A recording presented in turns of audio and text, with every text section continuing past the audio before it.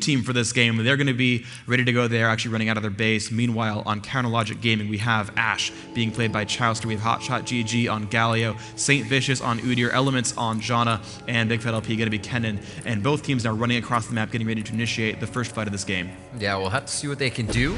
Looks like it's going to be mirrored on both sides. No, they're kind of split in the middle here, and it looks like CLG is choosing what side they want to go on, maybe seeing a little bit of vision here if anybody kind of poke their head down mid.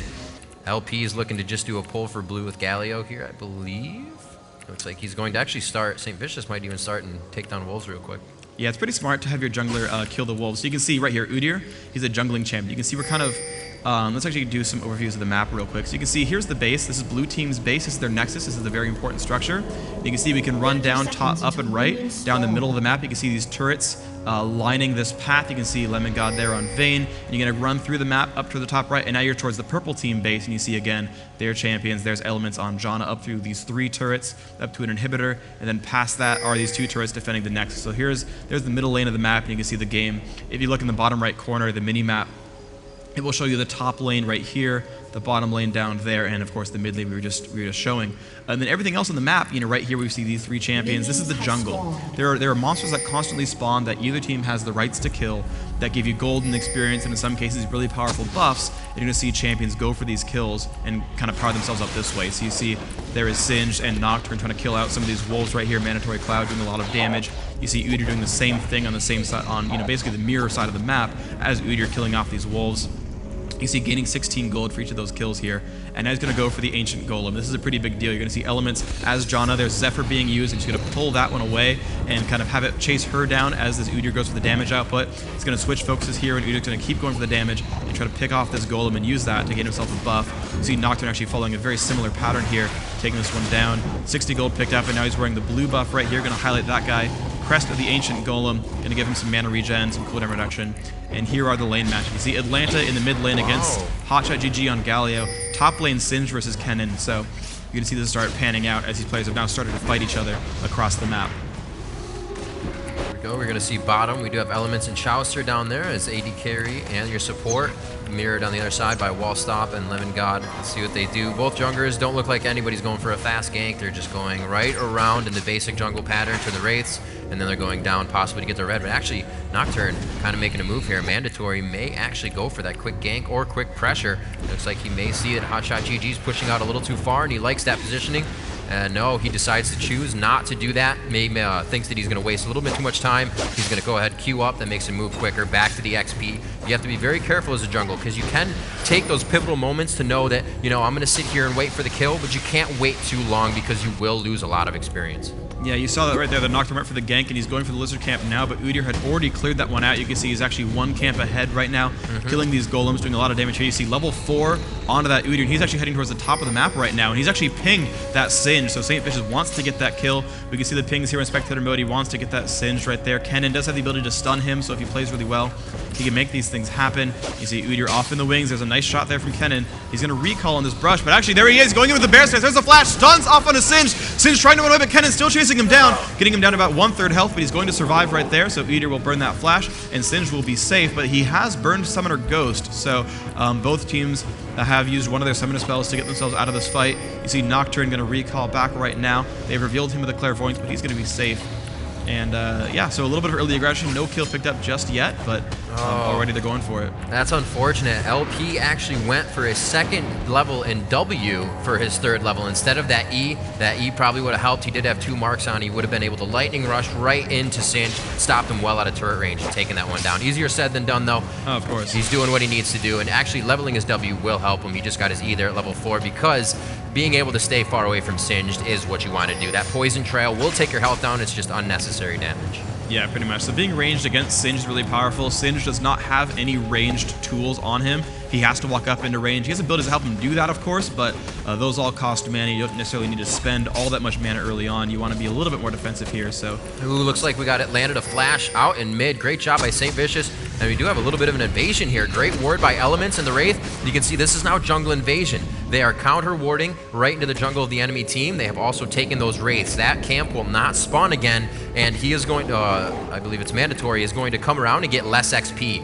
Running back through middle, St. Vicious heading up, double buff against mandatory single red buff, and that red buff will actually help you do a little bit more damage, as well as on your auto attacks slow the enemy opponent, so it actually helps you to chase as well as initiating those fights as well.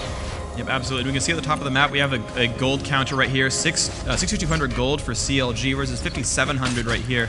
And there's nothing that really would have caused these teams to separate except for personal skill and last hitting these minions or clearing the jungle faster. So just in the laning phase and sort of early game sort of setups, CLG is outperforming just in purely mechanical skill.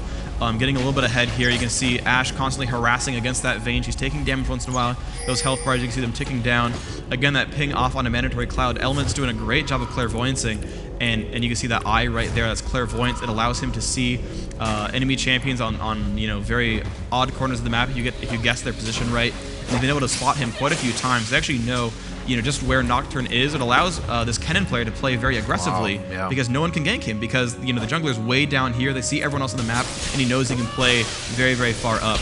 And he is playing very aggressive, just quickly lightning rushing through, Wing as fast as possible. Usually at this point you kind of want to farm back and forth, but as Freak said, he can push that lane. He has vision of the bottom, and he just feels confident about his play. Now knowing it's pushed, he's going to be able to go back, not waste too many waves, which is also something you have to think about is, am I going to be away from lane too long, Yeah, sitting in lane will, every time a minion dies, it gives experience to nearby enemy champions, so as minions die, oh, here comes the taunt in from Galio off on Atlanta, the stun comes in from Udyr as well, Atlanta taking a lot of damage, but mandatory cloud coming by as well. They're going to keep him safe, just barely, down about a third health, but the assistance from his jungler did keep him alive right there.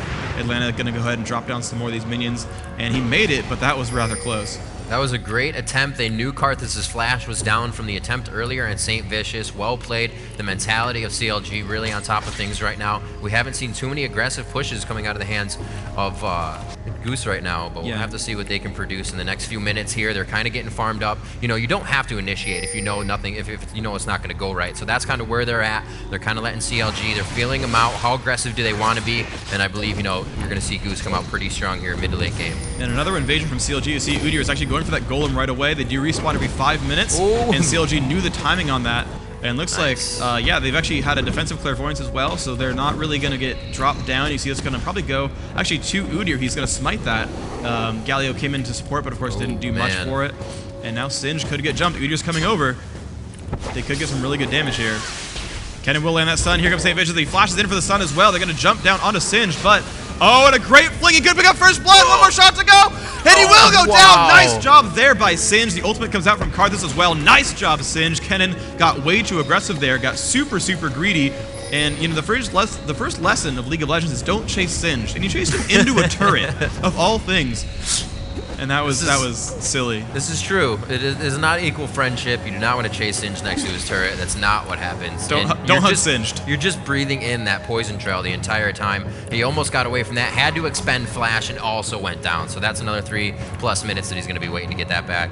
And looks like he's going to be going to top lane. Udyr right back to the jungle. St. Vicious knows that was a little bit of a hit. But at any point, first blood, that just means it was first blood. This game is still anybody's match right now. 8 minutes and 30 seconds into the game. That was that did go up top towards Calimist rather. And it's not the worst or the best person to get a kill. Singe kind of just always gets tanky anyways. You'd be more afraid if that was to one of their AD carries or the AP carry. Yeah, but the one thing about Singe in lane is he's a really, really big bully. If he gets ahead, he can stay ahead because he can dive you, right? He's so durable. He can really jump on your turret and make you kind of regret making mistakes and kind of hating life. And so he's doing a great job here. Normally, Singe has to be afraid of ranged champions like Kennen, but he's playing this exactly perfectly. He baited the aggression, and he's now in such great shape. And you can see he's poisoning down these minions and doing so much damage with that. He's got that catalyst already picked up in his inventory, and he's getting rather far ahead. You can see down at the bottom of the screen, you can see minion kills, 41 on each of these guys. You can see Galio up to 72, that Karthus at 61. So, gold gains are kind of all over the place, but Singe's going to be really happy about this one. See a little bit of the items. We do have Ashe grabbing that BF sword at 65 creep. So Vayne has 69. You'll see that purchase also on her side, and mostly going for the the Bloodthirster, or into the Infinity Edge, which is usually built on Ashe. But we'll have to see how they go. Maybe they just go quick early damage cheap on the Bloodthirster, and then for the quick Phantom Dancer to repeat that damage over and over, because these champions, especially Vayne, really scale off speed. Yep, and you can see right here, we can also show the total gold gains right here, current versus total. You can see almost everyone on CLG at 2,600, although that Janna playing support at 13. Everyone, again, similarly on the Goose lineup, everyone around 2026.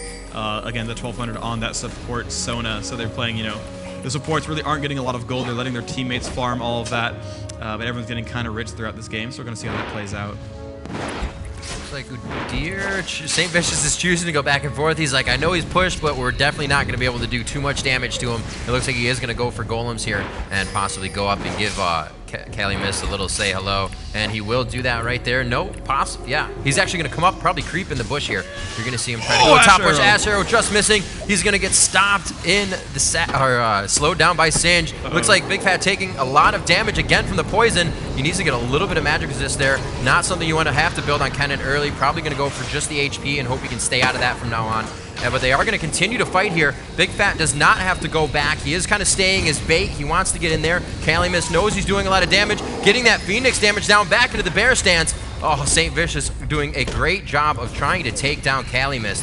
Watching champion Udyr, St. Vicious is playing. If you don't know him, he turns into different forms. He really doesn't have an ultimate as every champion has. He's a little different play style. And you can see him change from a bear stance that allow him to run faster and stun his opponent to what he is in right now into a Phoenix stance, what allows him to do a little bit of an AoE attack with fire and continue to do damage with his auto attack. So a very versatile champion and doing a lot of damage, and great job to Calumet in that lane up top.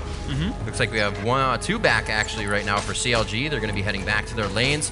Not too much action really down bottom. They're just getting their farm on. It's almost like watching a top lane that really doesn't want to poke at each other back and forth. Yeah, they had just aggressed with Nocturne while that gank was going on up top. They knew, okay, there's 2 up top for CLG. That means we have 4 towards the bottom. And they ran in with Nocturne. They dove onto Ashe and to Janna. They didn't get any kills there. Janna did manage to save Ashe quite successfully, but they dealt some damage there. And immediately they sent Karthus from mid. They walked him down towards this dragon, and they went as 4, and they picked down Dragon. Gylo didn't even leave the lane. He just stayed up there and farmed, and they took Dragon down. And Dragon is actually an extremely important objective on the map. I mentioned him a little bit earlier, but in the pregame, when you kill the Dragon, your entire team gains 190 gold. And so you're going to see, you know, these gold tickers here. You see Sona, 1,600 total gold. Now actually tied up with that Janna, who was kind of being supported earlier. But they basically all got super rich. You can see the gold counts up here. For the first time, Goose actually winning in gold, while CLG is doing a better job last hitting minions. You know, with that first blood picked up earlier, and now that dragon kill, they're actually winning in gold. So they're now, you know, ahead in this game. And really, most teams would not have expected Goose to do very well here. CLG, a very, very heavy North American favorite. They've done extremely well in tournaments so far. They're an extremely strong performing team, but they've done a great, great job so far in this first round. Goose, kind of an unknown team. And they're putting on a great show of teamwork. Ooh, flash coming out of St. Vicious. They could get the kill here. He did pop his ultimate though. The ignite and the ulti is, or the ignite rather, hurting his ulti, but it is going to keep him alive. Udyr trying to come in with that. St. Vicious not really using the flash sparingly. He wants that every time he has a chance, and you know what? It's almost working for him, and one of these times it's really going to pay off. So another attempt at top lane again. It seems valiant, but they tried to go for it, and we will see.